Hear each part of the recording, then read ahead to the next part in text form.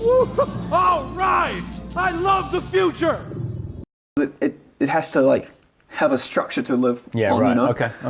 It's smart stuff. Yeah. Yeah. I'll probably get maybe 3 or 4, maybe even 5 flushes out of it, but the first flush is always the best by a long shot. Did you see that experiment where the mushroom went through the maze?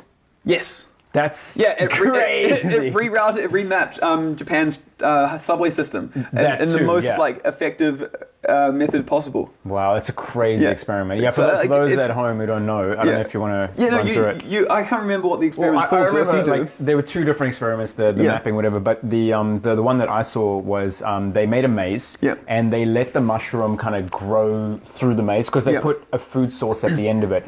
And the mushroom actually eventually found its way through the maze. To the food source, right? Then they took a little cutting of it and they regrafted it onto a new maze, not the exact same maze, but a new copy of it with the food at the front. And the mushroom didn't just grow randomly. Yeah, it followed the perfect path. No, it actually just went straight over. Oh, okay. The fastest path was actually straight over. I mean, it's not a rat. It doesn't have to go through the maze. It just grew like straight over to the food, and that was it. And it didn't use any extra resources. I mean that shows that it has memory. It almost has like spatial recognition, and it passes on that memory to its children or whatever. Well, fungi it's crazy. More closely related to animals than they are plants. So we actually have a direct ancestor with fungi. It's called a Paislaconta. You can look that up online. It's spelled with an O. Right. OPICL. No, I'm That's okay. Just Google it. Yeah, Google it. A Paislaconta. And so basically, when we diverged from a Paislaconta into fungi and animalia, fungi developed externalized respiratory and digestive systems, enzymatic digestive systems, whereas as animals becoming terrestrial, we have to move to get our food, and we store it inside like a sack. We developed internalized respiratory and digestive systems. But we use the same enzymatic digestive systems, the same kind of respiratory systems. It's just the fungus systems are externalized, and it lives on a micro scale. But it's the same. But it still traverses the really environment, hunting for food. Did you know that oyster mushrooms hunt nematodes? In what way?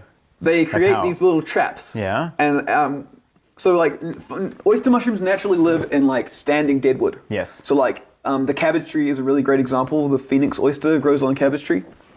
And so like in the wild, these mushrooms would naturally grow out of standing branches, and inside these branches there are a lot of insects and bugs that bore holes, and one of them is a nematode, which is like a microscopic worm.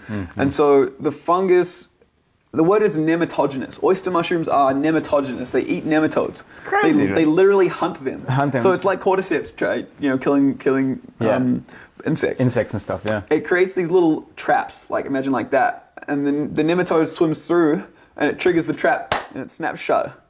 And it's a mushroom. Yeah. That's Look it insane. up, man. That's insane, bro. I was reading about it on Google, and that word came up. Wow. It's how they get nitrogen in the environment, because there's very little nitrogen in wood. So they're sucking it from nematodes. Yeah. The plants and stuff. That's crazy, dude. I heard. I read last night that cordyceps.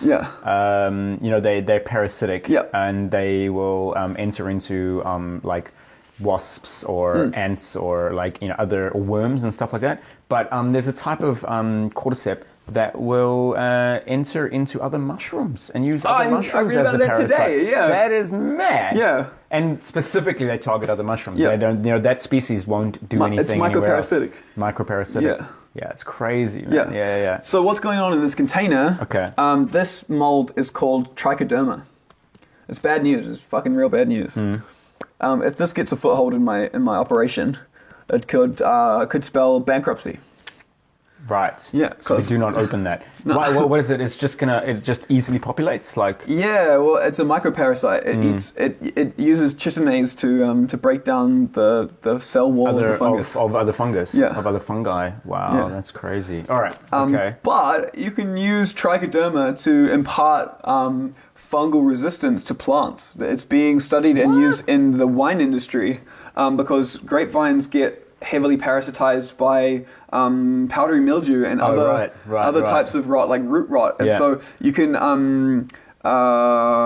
so you can actually train a mushroom. You can inoculate grapevines with trichoderma, and it imparts an immune response to the plant against fungal pathogens. That is incredible. Yeah, but I mean, like, we do this with fungi, you know, like eating cordyceps, reishi, chaga, lion's mane, turkey tail. You know, it's the same thing. Ants, the leafcutter ant has had a 45 to 55 million year relationship with a fungus. You know, you might have seen like those videos of ants carrying like leaves and twigs and stuff. Yeah, they don't Amazon, eat that shit. They don't eat that shit. No, they take it into their nests. They feed it to a mushroom. Feed it to a mushroom. Yes, oh, yeah, that's right. Yeah. I'm pretty sure it's a species of Macrolipiota. Parasol. Yeah. Yeah. And so they cultivate the mycelium is the word, the fungus. And they feed it to their young. They eat it themselves. It's how they get carbohydrate. But more than that, it imparts them with immunity toward things like cordyceps, because cordyceps is one that parasitizes the leafcutter ant. Wow. Yeah, so the mushroom gives it microbial resistance. That is insane, bro. So that's, again, that kind of relationship kind of thing. Like, the queen has a specially developed pouch in her mouth. And when a new queen is born, to replace the old one, create a new colony. Okay. She carries a pellet of the fungus in a specialized pouch in her mouth. Oh, really? Yeah, to start a new culture. Like, if that's not symbiosis, I don't know what is. That is mad. It's that's crazy. How does this organism over time develop a pouch in its mouth to carry fungus? That's like, the apocalypse is coming. What are you going to grab? Oh, I'm going to grab my mycelium. I'm going to grab my spores. I'm going to grab the key to infinite food production. Yeah, exactly.